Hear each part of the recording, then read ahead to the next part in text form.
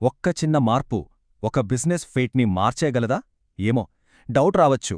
కానీ విజయవాడలో జరిగిన ఈ స్టోరీ విన్నాక ఖచ్చితంగా మార్చగలదని ఒప్పుకుంటారు. ఒక సింపుల్ హోమ్ బిజినెస్ సేల్స్ని సడన్గా ఎలా పెంచుకుందో చూసేద్దాం రండి. నిజంగా ఆశ్చర్యంగా ఉంటుంది కదా.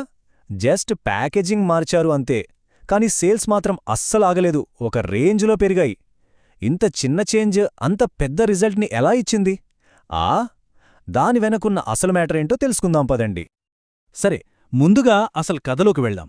టేస్ట్ అదిరిపోయింది, కానీ ఏదో ఒకటి మిస్సింగ్. విజయవాడలో ఓ చిన్న బిజినెస్ స్టోరీ ఇది. వాళ్ళ దగ్గర టేస్ట్కి అస్సలు లోటు లేదు, అయినా సరే సక్సెస్ని ఏదో ఆపుతోంది. ఏంటది? విజయవాడలో ఒక ఆంటీ స్నాక్స్ అమ్మేవారనమాట. ఆ టేస్ట్ అబ్బా అద్భుతం, దానికెవ్వరూ ఒక్క మాట కూడా అనలేరు. కాని ప్రాబ్లం ఎక్కడొచ్చిందంటే ప్యాకింగ్. చాలా చాలా సాధారణంగా ఉండేది. మామూలు ప్లాస్టిక్ కవర్లలో పెట్టేసి అమ్మేసేవారు. చాలా చిన్న బిజినెస్లు ఇలానే స్టార్ట్ అవుతాయి కదా. ప్రొడక్ట్ క్వాలిటీ మీదున్న ఫోకస్ దాన్ని ప్రెజెంట్ చేసే విధానం మీదుండదు. అక్కడే అసలు విషయం ఉంది. ఇక్కడే స్టోరీలో అసలైన టర్నింగ్ పాయింట్ వస్తుంది. ఒక కస్టమర్ చెప్పిన మాట, అంతే.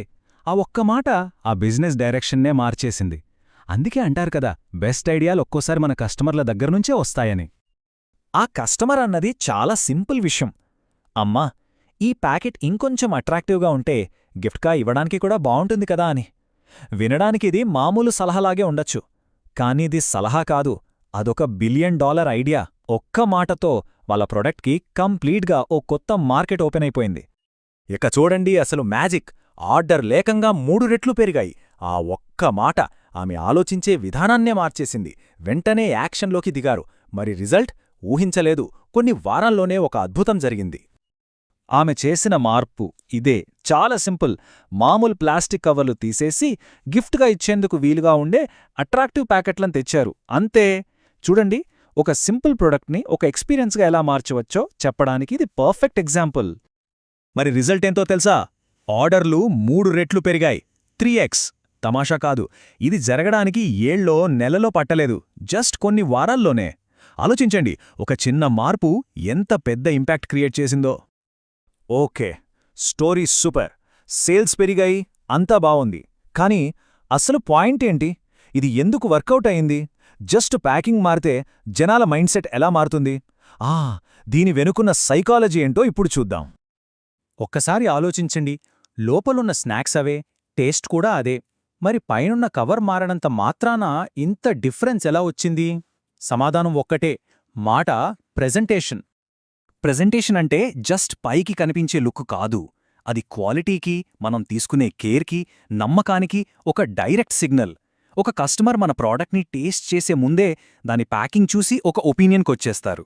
మంచి ప్యాకింగ్ ఏం చెప్తుందంటే, హే, ఈ ప్రోడక్ట్ చాలా స్పెషల్, దీనికోసం చాలా శ్రద్ధ తీసుకున్నారు అని మాటలు లేకుండానే చెప్పేస్తుంది. సో ఈ మొత్తం స్టోరీ నుంచి మనం నేర్చుకోవాల్సిన లెసన్స్ ఏంటి? ఫస్ట్ పాయింట్, మంచి ప్రెజెంటేషన్ కస్టమర్ మన ప్రోడక్ట్ తినక ముందే నమ్మకాన్ని క్రియేట్ చేస్తుంది. సెకండ్, అది మన ప్రోడక్ట్ని జస్ట్ ఒక వస్తువులా కాకుండా ఒక ఎక్స్పీరియన్స్గా, ఒక గిఫ్ట్గా మార్చేస్తుంది. ఇక ఫైనల్గా, ఇది చాలా ఇంపార్టెంట్, బిజినెస్లో అతిపెద్ద గ్రోత్కి ఒక్కోసారి చిన్న చిన్న మార్పులే దారితీస్తాయి. ఫైనల్గా ఒక్కటే మాట, ఈ మొత్తం కథకు ఇదే సమ్మరీ. ప్రొడక్ట్ సూపర్ ఉండొచ్చు, కానీ దానికి సరైన ప్రెజెంటేషన్ ఉంటేనే జనాలు నమ్ముతారు, కొంటారు.